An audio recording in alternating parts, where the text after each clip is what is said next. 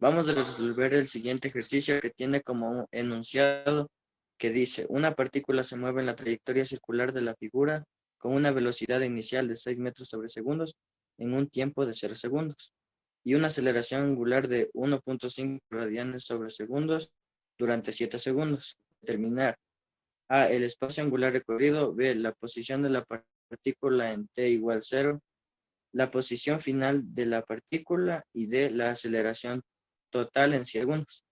Los que tenemos de este ejercicio son la velocidad inicial, que es igual a 6 metros sobre segundos, el tiempo inicial, que es igual a 0 segundos, el tiempo final, que es igual a 7 segundos, polar, que es 1.5 radianes sobre segundos, el radio, que es igual a 1.2 metros. Para calcular el literal A, el espacio angular recorrido, vamos a utilizar la siguiente fórmula. Para resolver el literal A que dice que nos pide el espacio angular recorrido, utilizaremos la siguiente fórmula que dice que el desplazamiento angular es igual a la velocidad angular inicial por el tiempo más un medio de la aceleración angular por el tiempo al cuadrado.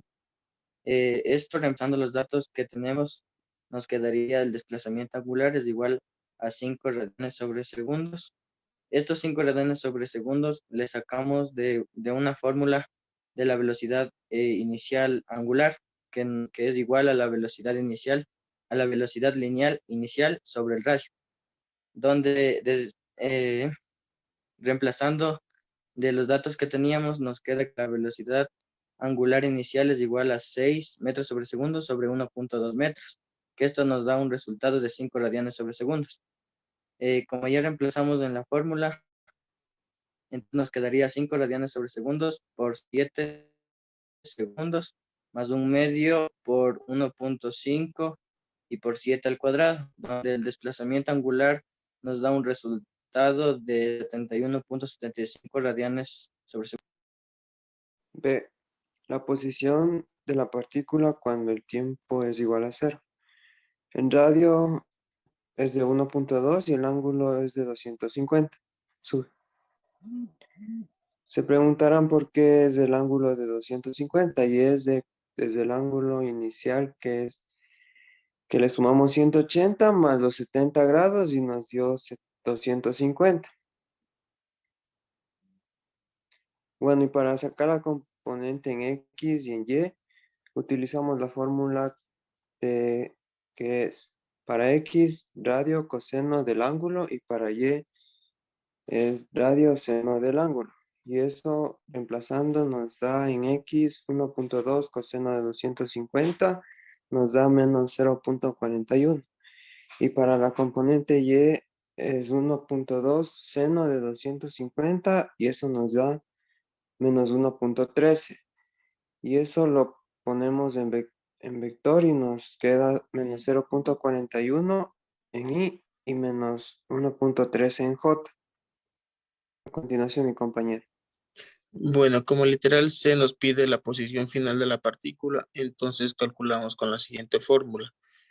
La variación de la posición, entonces sería la posición final menos la posición inicial.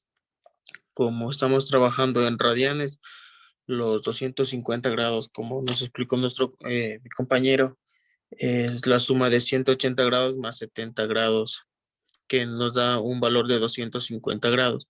Esto transformado a radianes nos da un valor de 4.36 radianes. Entonces, la posición despejamos y 71.75 más 4.36 nos da un valor de 76.11. Entonces, esto transformamos con senos y cosenos, entonces nos da en I un valor de 0.91 y en J un valor de 0.78 radianes. Entonces, esta es nuestra posición final de la partícula.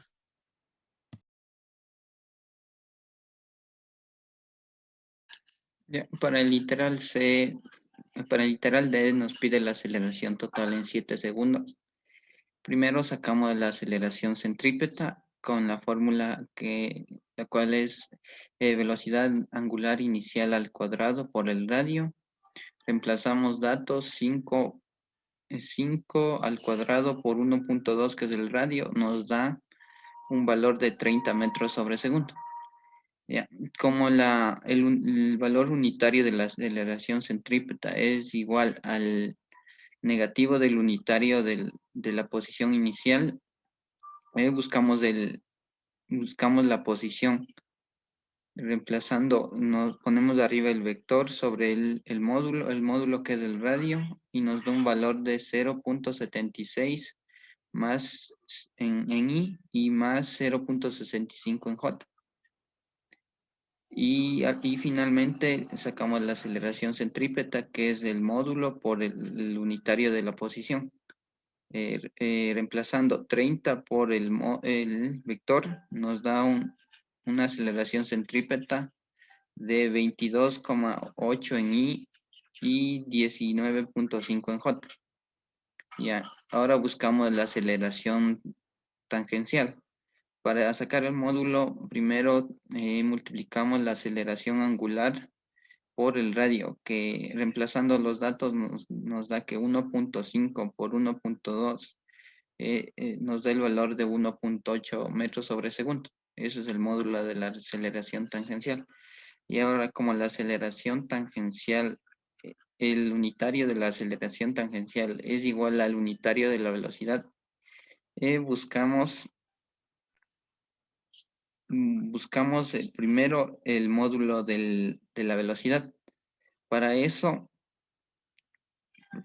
primero con la variación de la posición, con el valor de la variación de la posición le transformamos a grados. Esos grados nos da un valor de 4.360.78. Le dividimos para 360 y nos dio un valor de 12.11.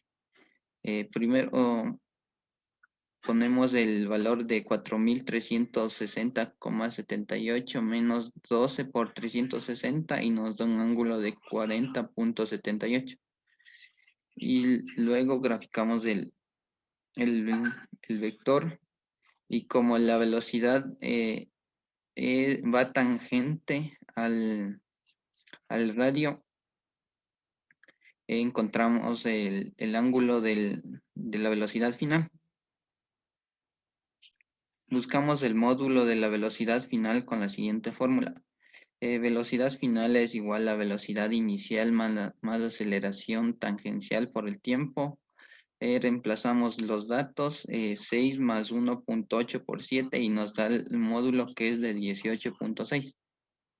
Este es del módulo, y el ángulo que nos dio de 130.78, aplicamos coseno y seno, y en I nos dio menos 12.15 y en J más 14.08.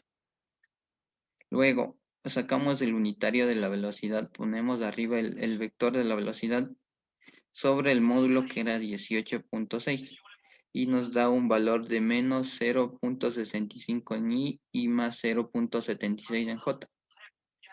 Y finalmente reemplazamos datos en la fórmula del módulo de la aceleración tangencial por el unitario de la velocidad y por el unitario de la velocidad. Reemplazamos datos y nos da finalmente la aceleración tangencial, un valor de 0.76 en I y 1.04 en J. Y al final reemplazamos en la fórmula de la aceleración total. Ponemos la suma de la aceleración tangencial más la centrípeta.